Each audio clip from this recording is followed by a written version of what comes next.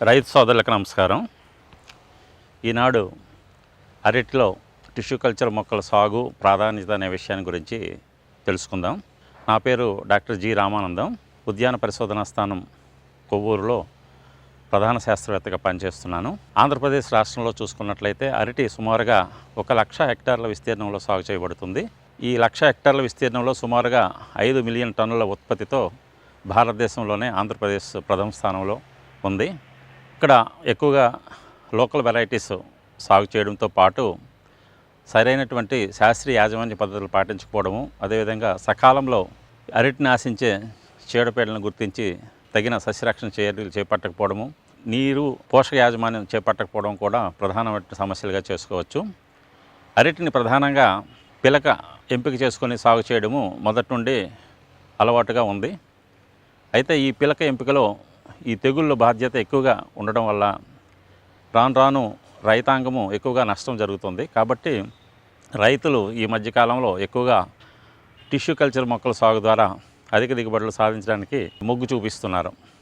ఈ tissue culture అరటి మొక్కలు అనగానే నాణ్యమైనటువంటి అధిక దిగుబడి ఇచ్చేటువంటి చీడపీడలు లేనటువంటి పిలకలను ఎంపిక చేసి ఆ టిష్యూ కణజాలం నుండి ప్రయోగశాలలో అభివృద్ధి పరిచిన నాణ్యమైనటువంటి మొక్కల్ని మనం టిష్యూ కల్చర్ మొక్కలుగా చెప్పుకోవచ్చు. ఈ పద్ధతి ద్వారా పెంచినటువంటి మొక్కలు సాగు చేయడానికి మామూలు పద్ధతిలో సాగు చేసిన వాటిని కంపేర్ చేసుకునేటప్పుడు మనకి ఈ చీడపీడలు లేనటువంటి అధిక దిగుబడి ఇచ్చే మొక్కలు మనం ఈ టిష్యూ కల్చర్ మొక్కల ద్వారా సాగు చేసుకోవడానికి ఆస్కారం ఉంది. తద్వారా అధిక దిగుబడి పొందడానికి ఎక్కువగా అవకాశం ఉంది. అంతేకాకుండా ఇందులో మనం పెంచిన మొక్కలన్నీ కూడా ఒకే వయసు ఉన్నటువంటి మొక్కలు కాబట్టి మనం ప్రధాన పొలంలో నాటుకునేటప్పుడు తోటంతా ఏపుగా ఒకే రకంగా పెరిగి మనకి కోత రావడానికి సుమారుగా 1 నెల రోజుల్లోనే 2-3 కోతల్లోనే మనకి పంట అంతా కూడా మన చేతికి అందుతుంది. తద్వారా రైతు తోటను పెంచుకునే ఖర్చు చాలా వరకు ఆదా చేసుకోవడానికి ఆస్కారం ఉంటుంది. అదే కాకుండా మంచి దూరపు మార్కెట్ మనం చేసుకుంటూ ఎక్కువ లాభం పొందడానికి ఆస్కారం ఉంటుంది. అదే కాకుండా ఈ టిష్యూ కల్చర్ మొక్కలు రూట్ వేరు వ్యవస్థ బాగా అభివృద్ధి చెందడం, అదేవిధంగా కాండం వ్యవస్థ కూడా బాగా అభివృద్ధి చెందడం వల్ల ప్రధాన పొలంలో నాటినప్పుడు బాగా నాటుకొని ఏపుగా బలంగా పెరగడానికి, అలాగే పోషక పదార్థాలు కూడా తీసుకొని మనకి మంచి పంట ఇవ్వడానికి ఆస్కారం ఉంది. ఇంకొకటి ఏంటంటే ఈ టిష్యూ కల్చర్ మొక్కలు మనం నాటుకోవడం ద్వారా సుమారుగా మనకి పంట రావడం చేతికి అందేటప్పుడు కూడా సుమారుగా 20 నుండి 25 నెలల రోజుల ముందుగానే మనకి పిలక దానికన్నా ఈ పద్ధతిలో నాటుకునే మొక్కల ద్వారా మనం పంట పొందడానికి ఆస్కారం ఉంటుంది. ఇంకొకటి ఏంటంటే ఈ టిష్యూ కల్చర్ మొక్కలు సాగు చేయడం వల్ల సుమారుగా 95% మనకి మార్కెటింగ్ చేసుకోవడానికి అవకాశం ఉండేటువంటి గెలను పొందడానికి ఆస్కారం ఉంది. అదే మనం పిలక పద్ధతిలో నాటుకునే తోటల్లో సుమారుగా 80% వరకే మనం ఈ మార్కెటింగ్ చేసుకునేటువంటి గెలను పొందడానికి అవకాశం ఉంటుంది. అదే కాకుండా ఈ టిష్యూ కల్చర్ ద్వారా సాగు చేసేటప్పుడు ఈ ఆకు పరిమాణం కూడా పెద్దగా ఉండి సూర్యరశ్మి ఎక్కువగా తీసుకొని ఆహారాన్ని ఎక్కువగా తయారు చేసుకొని తద్వారా మనకి వచ్చే గెలలు కూడా నాణ్యమైనటువంటి ఎక్కువ బరువు ఉన్నటువంటి గెలను మనం పొందడానికి ఆస్కారం ఉంది. అయితే ఈ టిష్యూ కల్చర్ మొక్కలు మనం ఎంపిక చేసుకొని సాగు చేసుకునే ముందు కొన్ని జాగ్రత్తలు తీసుకోవాలి. ముఖ్యంగా ప్రభుత్వ సంస్థల ద్వారా తయారు చేసినటువంటి టిష్యూ కల్చర్ ల్యాబ్ నుండి మాత్రమే ఈ మొక్కలు మనం పొందాలి. ఒకవేళ మనం ప్రైవేట్ సంస్థల్లో కొనేటప్పుడు DBT డిపార్ట్మెంట్ ఆఫ్ బయోటెక్నాలజీ వాళ్ళు నిర్దేశించినటువంటి ల్యాబ్స్ నుండే మనం ఈ మొక్కల్ని కొనుక్కోవాలి. ఈ మొక్కలు కొనుక్కునేటప్పుడు కూడా మనం కొన్ని జాగ్రత్తలు తీసుకోవాలి. ముఖ్యంగా నాటుకోవడానికి తీసుకునేటువంటి మొక్కలు చీడపీడలు లేనటువంటివి, అదేవిధంగా ఈ పోషక లోపాలు లేనటువంటి మొక్కలు మనం ఆరోగ్యవంతమైనటువంటి మొక్కల్ని మనం ఎంపిక చేసుకోవాలి.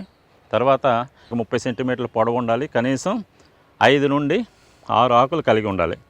మనం చూసుకున్నట్లయితే ఇది సుమారుగా 6 ఆకులు కలిగి ఉంది. కనీసం 5 నుండి 6 ఆకులు కలిగినటువంటి ఆరోగ్యవంతమైనటువంటి మొక్కల్ని మనం ఎంపిక చేసుకొని తీసుకోవాలి. తర్వాత మనకి టిష్యూ కల్చర్ ల్యాబ్ అనేటప్పటికి ఏంటంటే ఇవన్నీ కూడా మనం సుమారుగా 1 సంవత్సరం రోజులు AC ల్యాబ్లో మనం తయారు చేసి ఉంటాము. అవి మనకి ప్రధాన పొలంలో నాటడానికి సుమారుగా 45 రోజులు ఈ హార్డెనింగ్ అంటాం. ఈ కణజాలం మామూలు వాతావరణానికి అలవాటు పడినటువంటి మొక్కలు మాత్రమే మనం ఎంపిక చేసుకొని నాటుకోవాలి.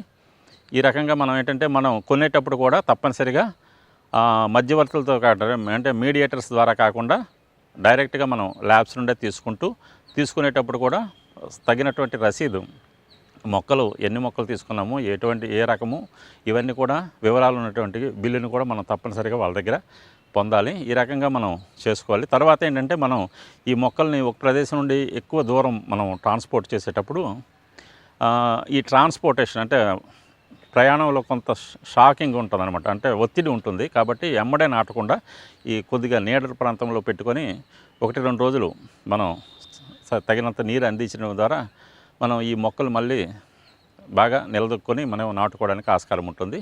తర్వాత మనం ఈ రకాన్ని బట్టి కూడా మనం తగిన దూరంలో ముందు నేల తయారీ కూడా మనం మెత్తగా 30-40 సెంటీమీటర్ల లోతుగా మెత్తటి దుక్కు చేసుకొని తర్వాత రకాన్ని బట్టి మనం ఈ మొక్కల మధ్య దూరం ముఖ్యంగా ఈ పొట్టి పచ్చరటి కానీ గ్రాండ్ 9 రకాలను కానీ మనం సుమారుగా పొట్టి పచ్చరటి అయినట్టయితే మొక్కకి అదేవిధంగా మొక్కల మధ్య దూరం వరుసల మధ్య దూరం 1.5 మీటర్లు ఇంటూ 1.5 మీటర్లు ఉండేటట్టుగా, అదేవిధంగా మనకి పెద్ద పచ్చరటి గ్రాండ్ 9 అంటాము, అది కానీ అయినట్లయితే మనకి సుమారుగా 1.8 మీటర్లు ఇంటూ 1.8 మీటర్లు దూరం ఉండేటట్టుగా, తెల్ల చక్కెరకేళి అయినట్లయితే 1.8 మీటర్లు ఇంటూ 1.8 మీటర్లు, అదేవిధంగా కర్పూర కానీ మార్టమన్ రకాలు, అదేవిధంగా కూర రకాలు ఈ కొవ్వూరు బంత కానీ గోదావరి బంత రకాలను కానీ మనం 2 మీటర్లు ఇంటూ 2 మీటర్ల దూరంలో ఉండేటట్టుగా మనం నాటుకోవాలి.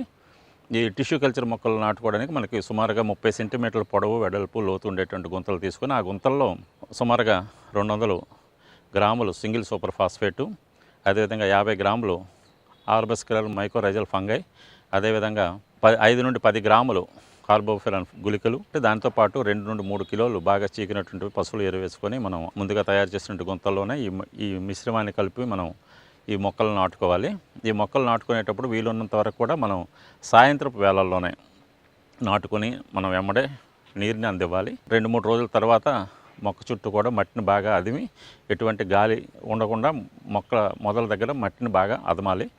ఈ రకంగా మనం చేసుకోవాలి. తర్వాత ప్రధాన పొలంలో నాటిన తర్వాత 10-15 రోజులకి మనకి 1 నుండి 2 ఆకులు కొత్త ఆకులు తొడిగిన తర్వాత మనకి ప్రధాన పొలంలో మొక్కలన్నీ కూడా నాటుకున్నట్లుగా నిర్ధారణ చేసిన తర్వాతే ఈ మొక్కలకి 10-15 రోజుల్లో ప్రతి 15 రోజులకి మనం కూడా సిఫారసు చేసినటువంటి ఎరువుల్ని అందివ్వాలి. ఈ రకంగా మనం చేసుకోవడం ద్వారా మొక్క బాగా ఏపుగా పెరిగి మంచి దిగుబడులు రావడానికి ఆస్కారం ఉంటుంది.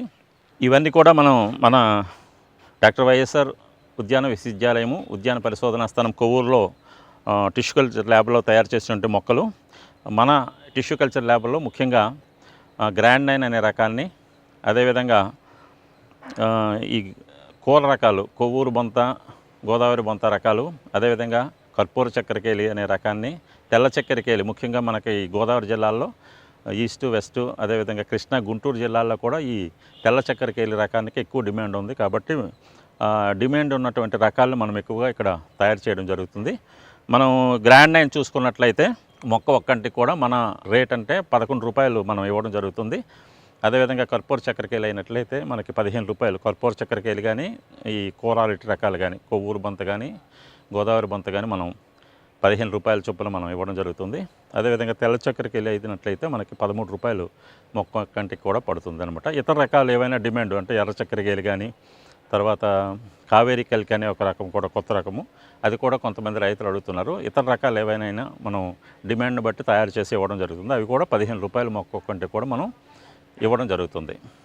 ఈ రకంగా మనం ఈ టిష్యూ కల్చర్ మొక్కల్ని ఎంపిక చేసుకొని సాగు చేసుకోవడం ద్వారా అటు రైతులు ఎక్కువ దిగుబడి పొంది నాణ్యమైనటువంటి ఉత్పత్తిని సాధించి మంచి లాభాన్ని పొందడానికి ఆస్కారం ఉంటుంది.